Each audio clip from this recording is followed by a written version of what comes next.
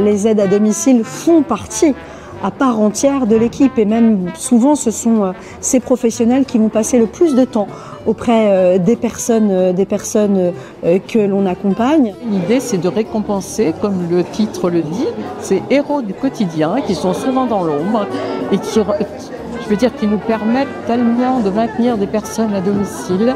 Vraiment leur rôle est important et pas toujours très souligné, très compris de la population. Alors l'impression première, bien sûr, c'est une grande joie, mais surtout c'est un honneur. Mais un honneur qui est tourné vers l'amour de cette profession que j'aime vraiment beaucoup. Je ne suis pas fière, je suis profondément heureuse et c'est quelque chose qui va me porter.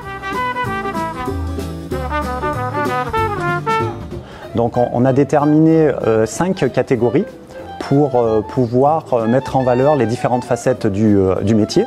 Donc une première catégorie sur l'aide et sur l'accompagnement des personnes âgées et des personnes en situation de handicap.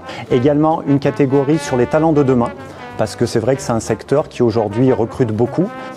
Donc une catégorie sur les tuteurs. Là aussi, les employeurs font un gros travail sur le tutorat, sur l'accompagnement de la prise de poste. Une catégorie concernant la ruralité. L'idée, c'était de valoriser les aides à domicile qui sont le plus présentes en milieu rural. Et enfin, une catégorie pour l'encadrement, puisque c'est vrai qu'on a tendance à oublier les encadrants.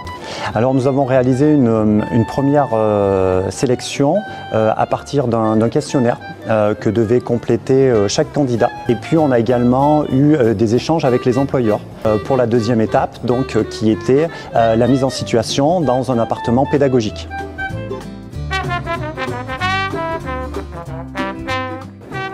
Je crois qu'on nous l'a demandé. Hein. Oui. Oui.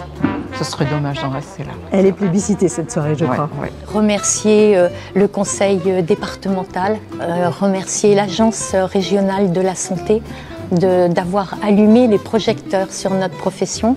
Donc on avait 61 personnes qui ont eu le courage de se lancer dans cette belle aventure des trophées.